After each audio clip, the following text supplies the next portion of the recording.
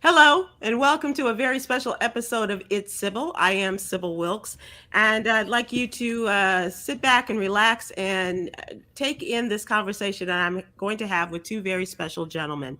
Greg Ellis is an NFL veteran and Pro Bowl player, famous for his days with a little known team called the Dallas Cowboys. Perhaps you've heard of them, and as well as the Oakland Raiders. And Greg is now known in the entertainment business as a writer, director, producer, and one of my favorite movies, I got to tell you, Greg Ellis, is Carter High. I absolutely loved that movie. Congratulations. Thank you. Thank you. I'm glad you enjoyed it. I absolutely did. He is here today to talk about his latest project. It's called My Dear, a movie. Now, you wrote and directed My Dear, Greg Ellis? Yes, I did. I did have a co-writer to assist with the project, the My Dear project. But for his creativity and writing and directing, yes, along with the co-writer.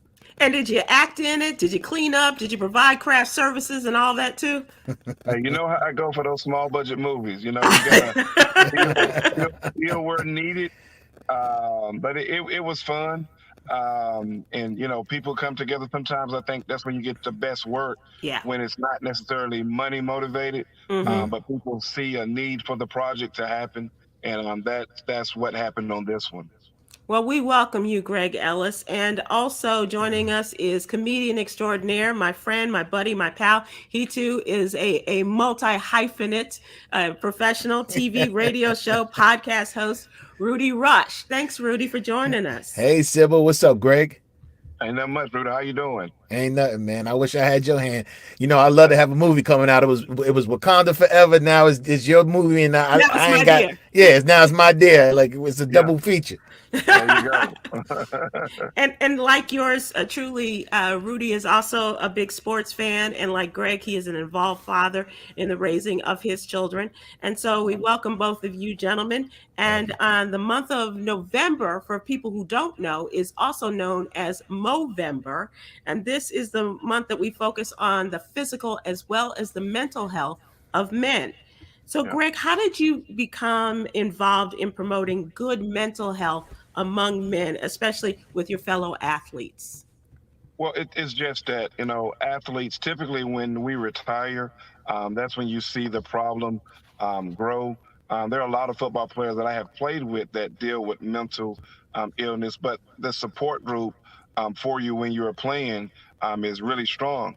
But Hmm. when you finish, a lot of times that's when the problems start to become just that, a problem, if you would. Marion Barber was a guy I played football with, Yeah. just found dead, Hmm. struggled with mental illness in a major way, and so I hate to see him in the capacity that he ended up in, if you would. Sure. But that's just one of many. A large inspiration behind me, wanting to do this movie is a guy named Junior Seau. This story Right. isn't Junior Seau's Yeah. story, but you have Junior, who's a guy that is like Mr. NFL. But when he retired, shortly after that, he ended up ending his own life. And one has to wonder, it's like, man, this guy was Mr. NFL. Seemed Hmm. like he had the world in the palm of his hand, Mm, but what made him in his life? And that's just one of many. So I just wanted to do something to help bring awareness to it. mm. Did you have struggles yourself? Yes, I did. It's a struggle now. Mine's was not to the level that some of the other guys that we just mentioned, obviously, but it is a transition. Sybil, when people have to realize they look at us and say, okay, this guy's been playing football for 10 years, 12 years, 15 years, but that's not true. We've been playing football, most of us, since we were 12 years old. Right. You have an in season, you have an off season, you have the lifting weights, you have the practice. You've been doing that since you was a You've been little on boy. this cycle. Yes, exactly. And now when it's all over, it's like, okay, I'm never going to do that again in my life, but I've been doing it for the majority of my life. What comes next? When I was still playing, I had this guy who had retired before I did, Hmm. and we bumped into each other. He said, Greg, man, make sure you enjoy it. He said, what else are you going to do in life that you're going to run through a tunnel and have 100,000 people screaming your name. Mm. What Wow. else are you going to do that's going to give you that kind of feeling? And he was exactly right. And so every player has some type of level of struggle of mental challenges. Mm-hmm. Some are more severe than others. Some is, you don't hardly notice it. And in my life, people would probably hadn't noticed it. They look at me and say, "Man, Greg, you're great. Football ended. You went right into doing other stuff, positive stuff." But it was a challenge, and it still is to this day a challenge. Rudy, let me ask you, because you're a Yeah. fellow that spends a lot of time in the gym. You take care of yourself. You're Hmm. still in good shape. Are you concerned about your mental health? Because this is a business in which we can go off the rails too. No, absolutely. And, much like Greg said before, I was doing comedy since I was 19. So I've been in the business and I'm approaching 30 years in the business. Telling my age, I'll be 50 next year. And it's funny, you see, the ebbs and flows. You see people make it. You see people, go to different things. And we're more fortunate than some athletes because there is a timeline for some athletes, especially if they don't transition to the big jobs, like, Hmm. being an analyst or something of that nature. And it is a tough deal being a man, especially. It's funny, and I'm glad that you're making focus on men because sometimes, just like Father's Day, we get a little overlooked, and you feel like, Right. yeah, you see these A big, lot strong. overlooked. Yeah, you see these strong guys, and you automatically assume, oh, he's got money, or he's done well, or he's a strong guy, he's gonna be okay. But inside, he's pretty torn up. And I'm glad that Greg and even myself, we make efforts to kind of bring that to the attention to other young men and older gentlemen who may need to seek some therapy or someone to talk to, an outlet of some sort. Let me just tell people, in case they're just joining us, this is a very special episode of It's Sybil, and my special guests are NFL veteran and now entertainment producer, writer, director. He is all around multi hyphenate, as well as I understand you're back in the coaching business. You're back in football, are you not? Yeah, back in football. I love football. It's a good way to continue to pour into young people's lives, and so I'm blessed and fortunate to be at a small college called SAGU, Southwest Assemblies of God, here in Waxahachie, Texas. Loving every minute of that. My first year here at this school, and we're blessed to have a good season and made it to a bowl game. So it's been a good ride thus far this year. Good for Nice. you. A bowl game. All right. That's Yeah. that's a lot that better than my alma mater, Northwestern, could say this year. I'm just saying.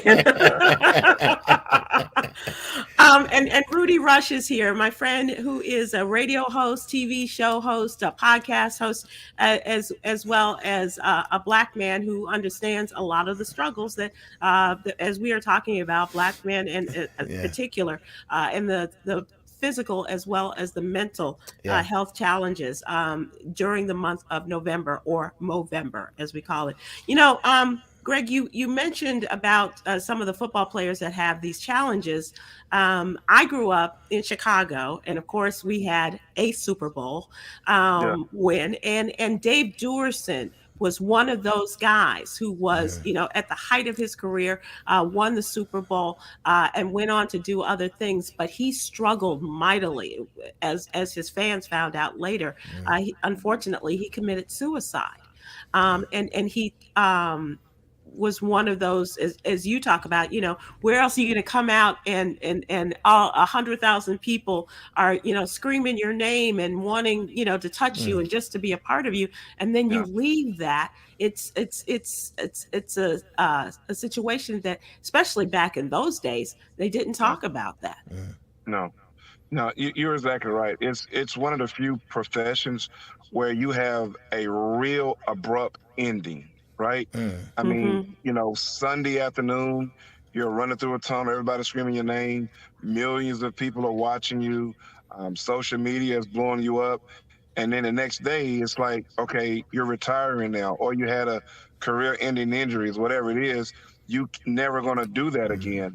And Right. so it's like, wow, what am I supposed to do now? And to be honest with you, Sybil, the way the NFL, and I'm not bashing the NFL, but the way that sports treats those the guys that are real good at doing it, put it that way, Hmm. the Hmm. special treatment that you get, even in high school. And you look today, these college kids are making a lot of money at Right. playing sports, right? And so that special treatment that you get, and all of a sudden, that's over with. And I thank God that for keeping me grounded, in that I never fully embraced that special treatment. I looked at it and said, okay, this is going to be over one day. Um, but for most guys, it's they fully embrace it. They think that the team, the game loves them, but no, it doesn't. The Mhm. game is the game. It's going to get what it needs to get out of you, and it's nothing wrong with that. Hopefully, you get what you need to get out of the game, because when a game is finished with you, it's going to continue to go and grow without you. Yeah. And those fans that were buying number 98 Greg Ellis jerseys are now buying the next big thing jersey, right? Mhm. Mm-hmm. Even the greatest and one of the popular athletes in the world, Michael Jordan. Michael Jordan, now he's very, very popular. Love Michael Jordan. Went to the same college. Okay. But Go Tar Heels. there you go. He's not as popular amongst this generation of kids that Yeah. watch basketball, right? Mm. So still, even Michael Jordan had to go through that transition of, okay, I'm hanging the tennis shoes up. I'm never going to play basketball at that competitive level again in my life. Well, I have the money, I have the fame, but that part of my life is over. How Mm. do I turn the page from that? And that's very challenging. And so people who may be struggling with mental health at a small level, when that dramatic change comes, it exposes that small level of mental health or mental health challenges that you have always dealt with and been able to contain it, but now it's on steroids. Wow. So, Greg, this has got to be an awesome responsibility on your part, as well as trying to figure out how to do this. And when you talk about mental health among men, so and it's still a taboo subject. How did you first decide? What propelled you to decide to start this conversation, and how do you start this with your guys? Well, to me, it's about entertaining. And that's why, I elected to say, okay, I want to do a project, a film project about mental health.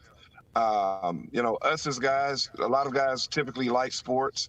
The movie is told from a point of view of a football player.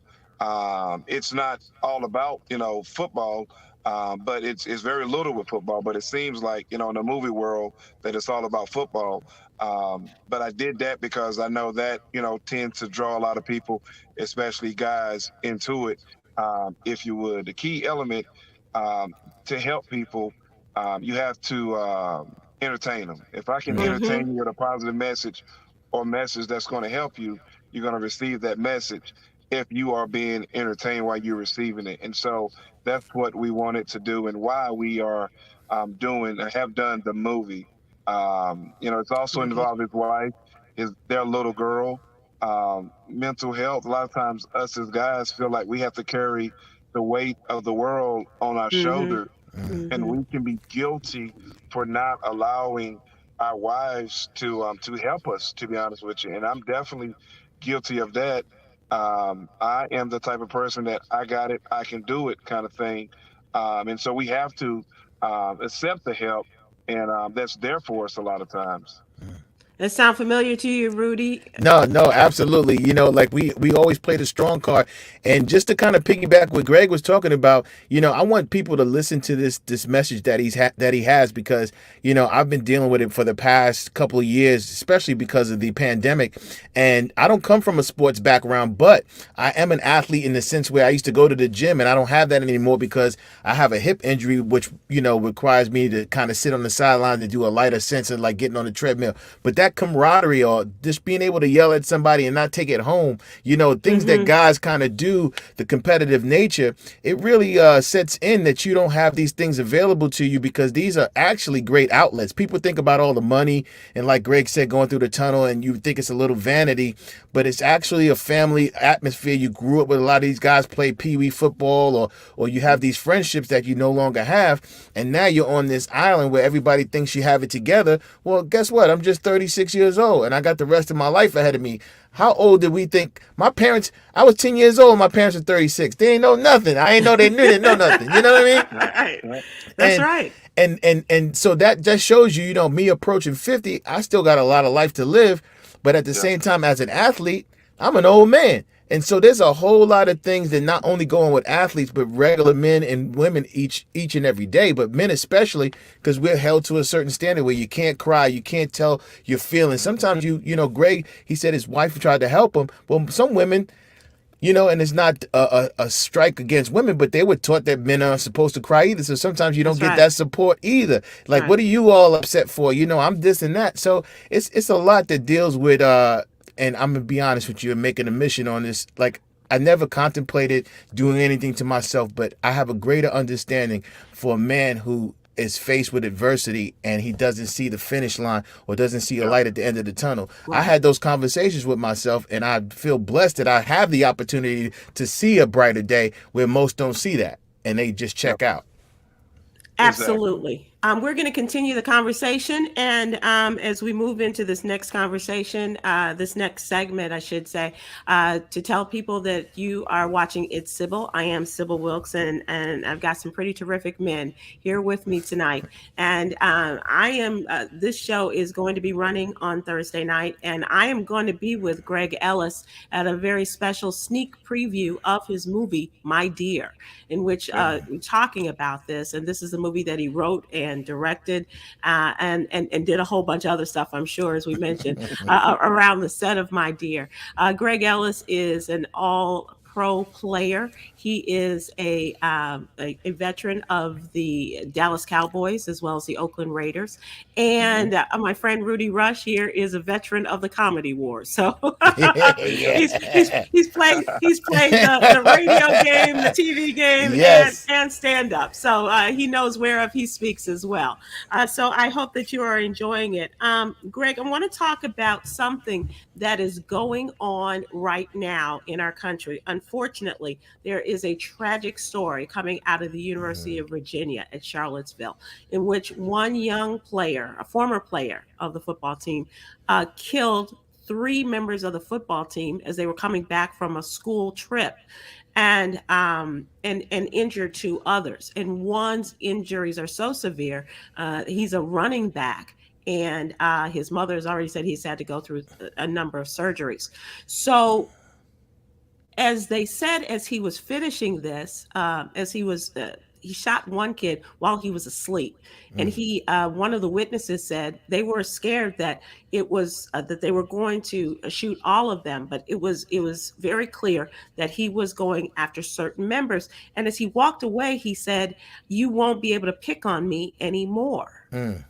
He told his father that he was being picked upon, and so I don't know. What kind of advice would you give to people who may have seen this or heard this? I think the father just, the father told him, you just kind of suck it up, and you Yeah. you cannot do this. What kind of advice would you give to people who are exhibiting something troubling on the mental health level, and where do you go from there, or what would be your suggestion? Yeah. To the person of the like who's the kid who did the shooting. Any person, not just kid, but who may hear my voice right now, I just want to encourage them to think about tomorrow, right? Hmm. You're going to get past whatever this thing that you're dealing with in your life. And those people that may be bullying you or treating you unfairly, um, those people, if you allow it to play out, they often will grow up and say, you know what, I treated that person wrong. I apologize to that person. And I'm not giving those people who are doing the bullying a pass, but I just want to encourage the people who are on the receiving end of it. Get help, reach out to people, really make sure people understand where you're coming from. But Sybil, the biggest thing that I would encourage people to do are those people who are those sounding boards, right? Hmm. You never know what a person feels comfortable telling you, right? Right. I mean, if I'm up here pouring my heart out to you guys, And if you're not receiving the message, then you're just Right. blowing it off Mm, and saying, "Well, Greg ain't gonna really do that," and Greg just it'll be all right.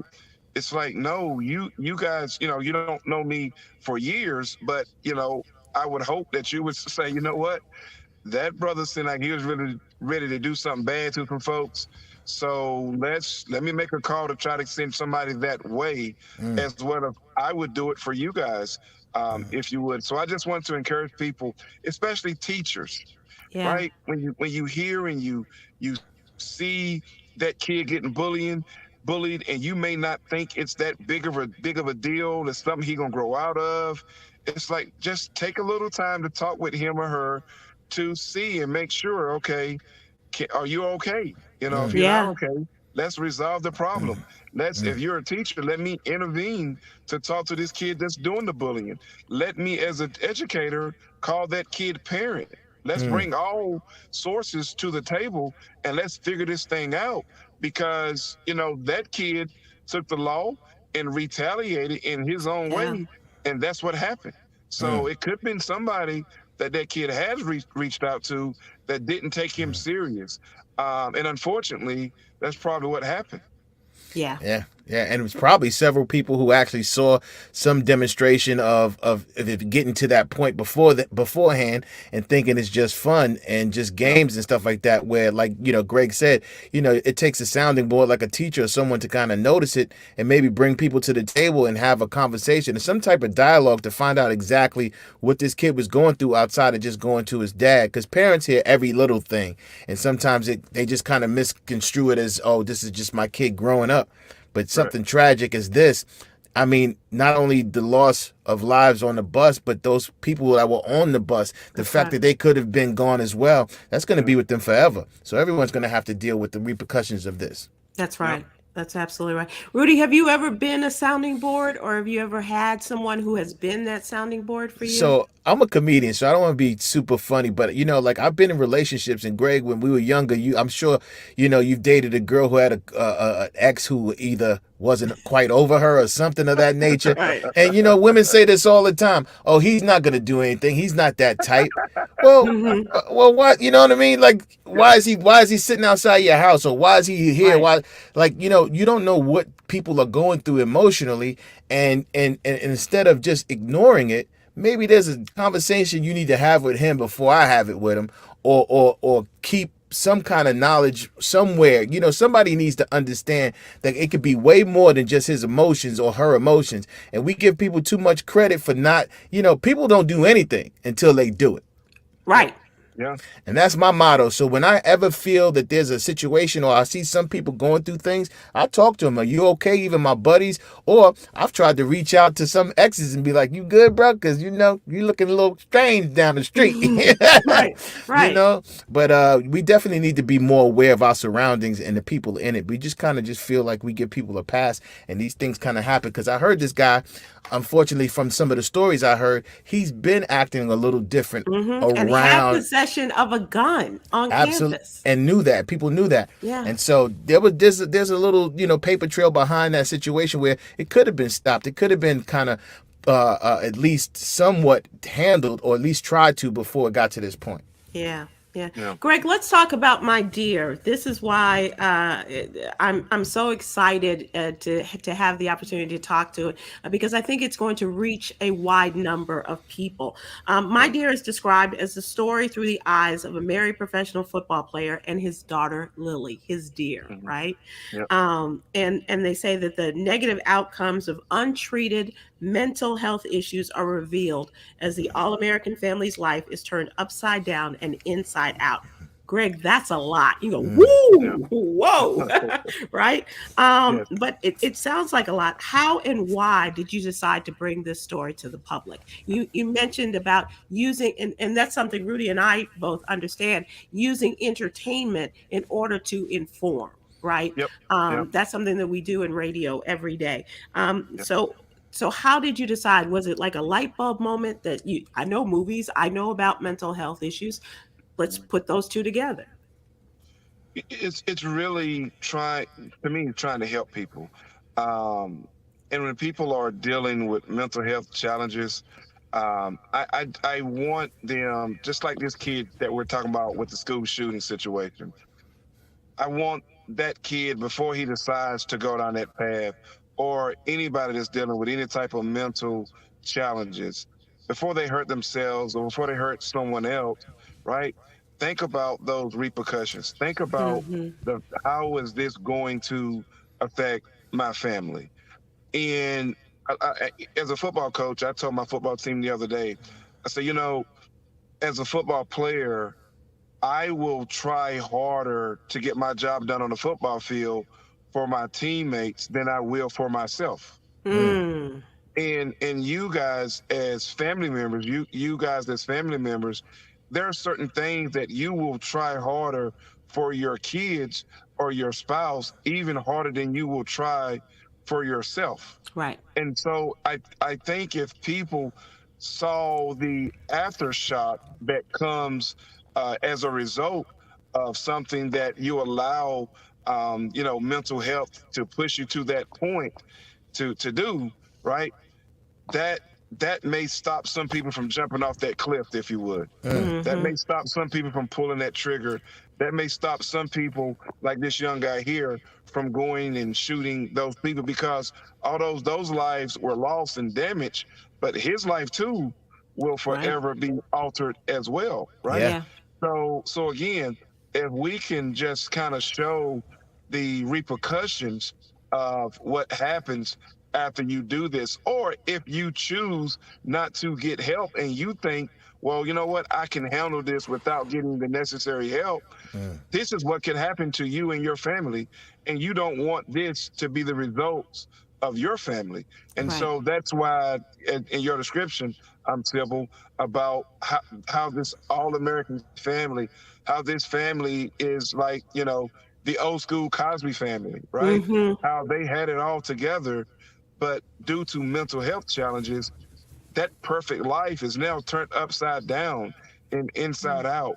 And so I want people to see the ugly side of mental health. Well, I shouldn't say mental health, of untreated mental health Hmm. issues. mm, What mm, happens as a result? mm. Why was it called My Dear? Where did that come from? Because the actually the husband is not so much the daughter and father, it's more, and that's part of it too, but it's more of the husband and wife.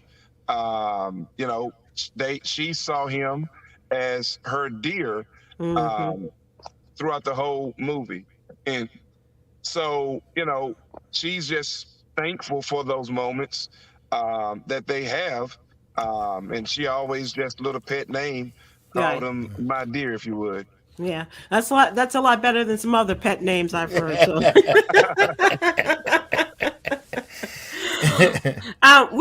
I want to talk a little bit about the sneak preview of My Dear and the panel discussion you and I are going to be participating in on Thursday at the Yes, Irving Arts Center. And this is Irving, Texas, a correct. city that you know very well, having played there Yes. at the stadium. If people can't attend the Thursday night event, how can they find out about more about the movie and hopefully see My Dear? We haven't signed, got a distribution deal yet, and so Got it. we only doing Thursday night was the sneak peek of it, and so it's not quite finished in the editing stages of it. But it was an excellent night with me and I'm not mental, but me and Health Month of November, excellent month to show a sneak peek of it.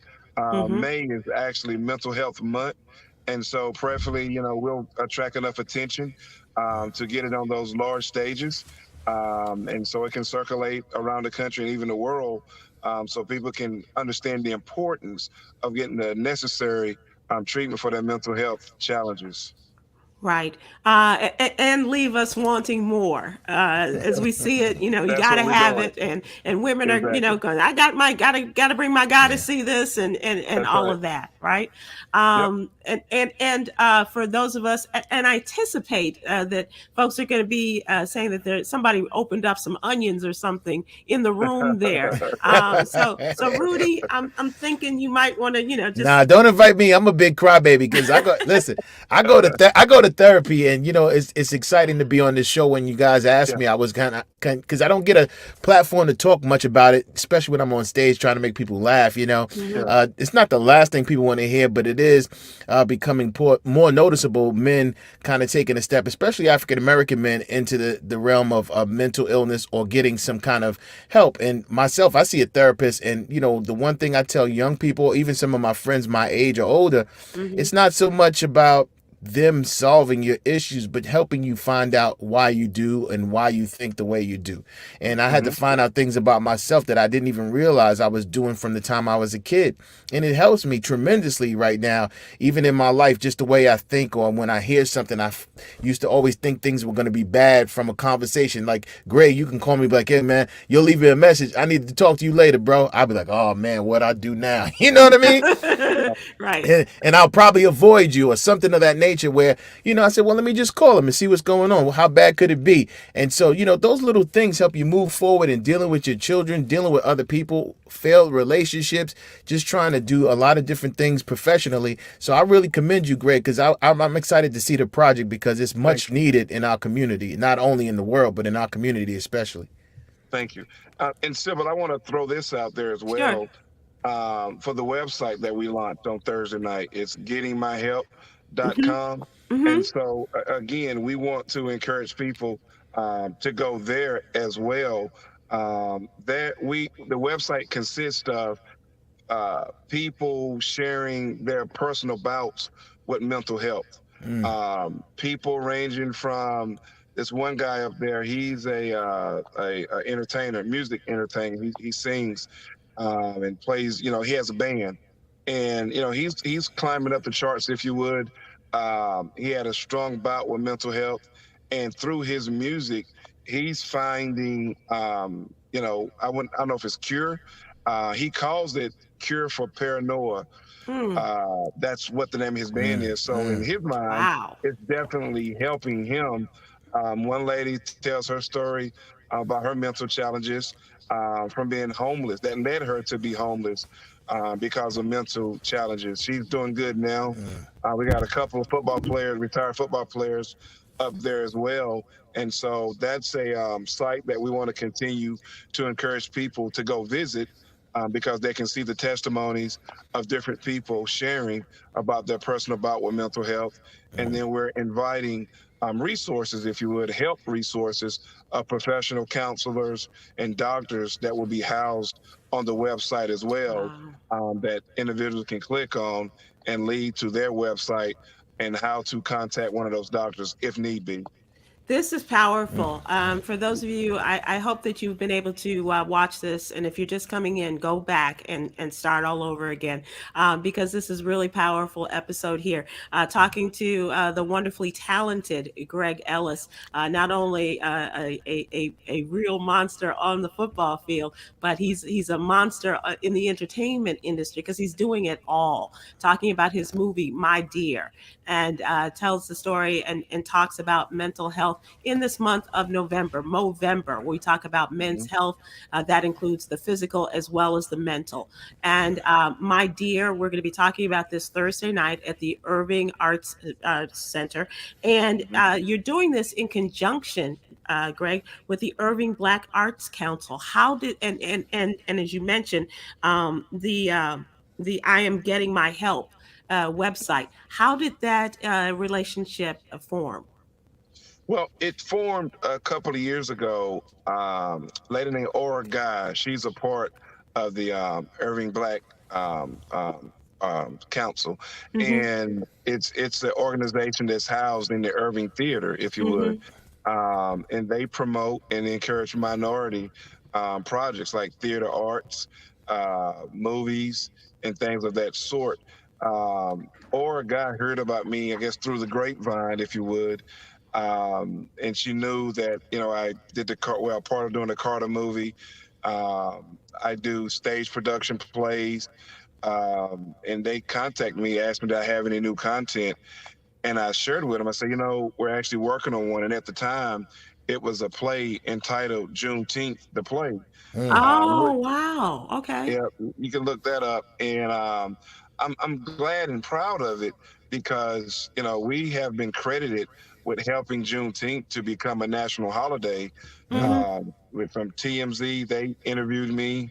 Several ESPN, several other large publications interviewed me, and so anyway, long story short, that production is a time period production.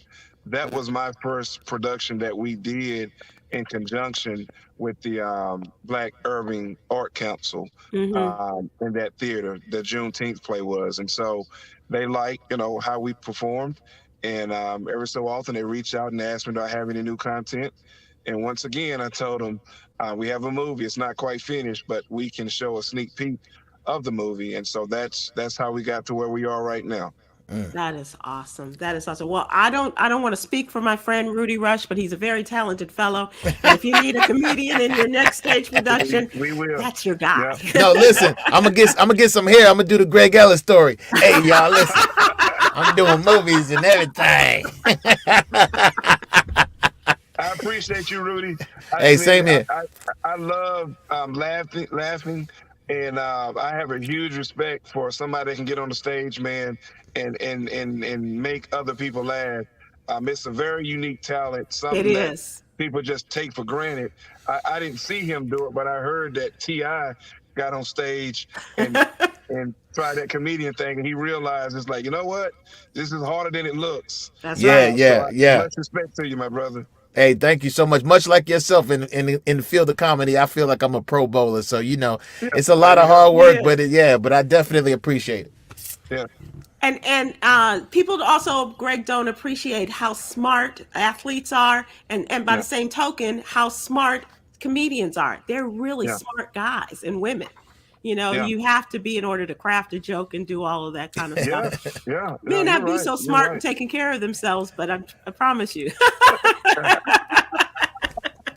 Carry the one. Yeah, exactly, exactly. Yeah, So yeah. let's talk a bit about the launch of the new material, the mental health awareness movement entitled "I'm Getting My Help." The accompanying mental health website can be accessed at gettingmyhelp.com, and it Hmm. offers resources and shareable video content, as you mentioned, testimonials by individuals sharing their personal bouts with mental health issues. That Hmm. is Getting My Help, HELP.com. What can people expect at this sneak peek At the Thursday sneak night? peek Hmm. at the movie, I try not to give too much away. Okay, okay. We want people. Obviously, you don't want to give the whole story away in a sneak peek, and so, like you said, we want to whet their appetites.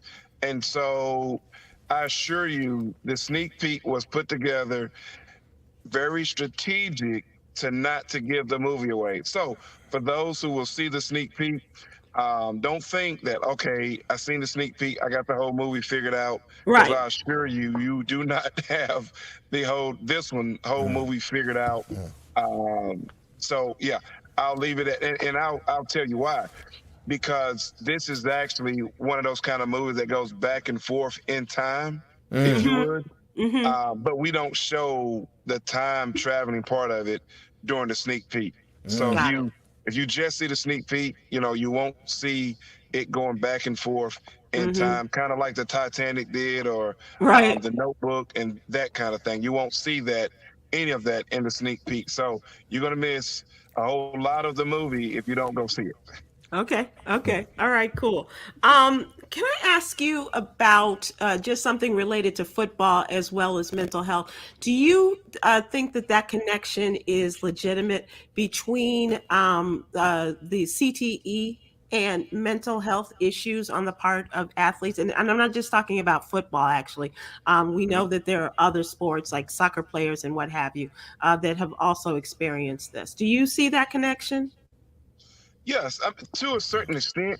I think CTE is real. Well, I know it is real, but if CTE didn't exist, do I think that a lot of athletes, would still have mental health challenges and struggles? Hmm. I do. I really think they do because, or would, I should say. I think a lot of people through our lives, we all can find moments that we realize that, man, I got some mental challenges going on. It's just when you go from doing something all your life and it's over, and there's nothing else that comes close to putting you on that level, that emotional level. That's when those things tend to come out more, if you would. Sure. You know what I mean? I think they allow them to come out more. But yeah, CTE is real. It's a real sickness problem. But if it did not exist, I still think you'll have people struggling with mental challenges that do become exposed more once they are finished playing that sport. Wow, that's really something. Yeah.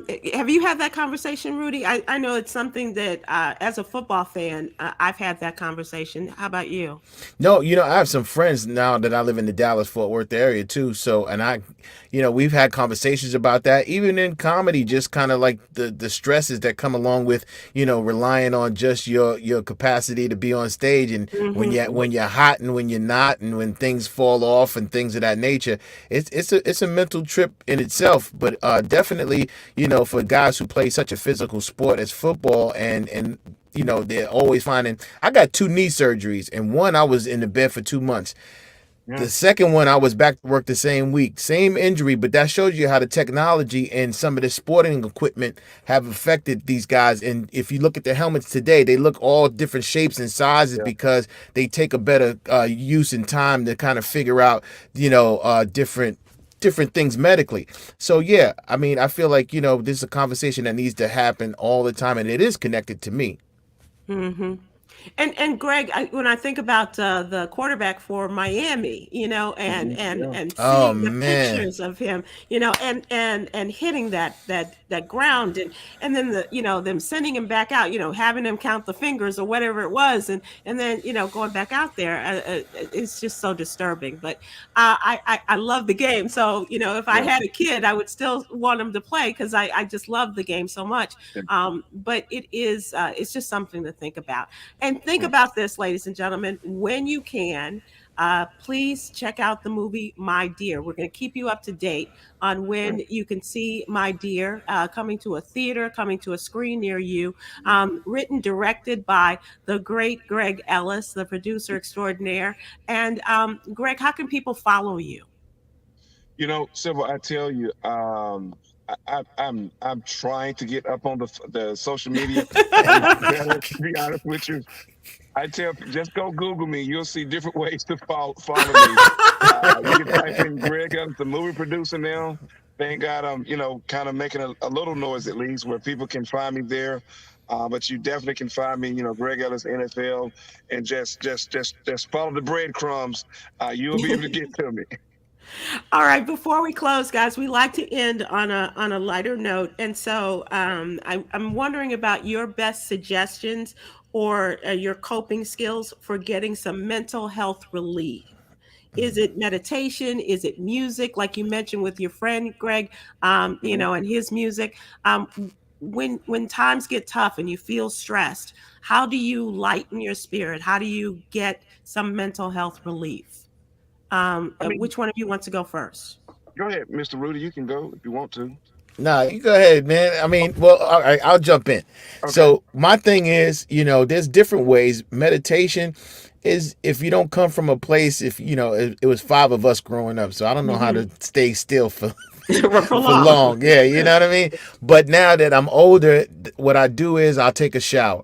And most people, if you have everybody has a shower, and I happen to have one with a nice bench in it. So I sit in there and I put my playlist on for Spotify, play some Marvin Gaye or some of the older music from my time when I was younger, when my parents are kind of like having company and stuff that kind of make me feel nostalgic.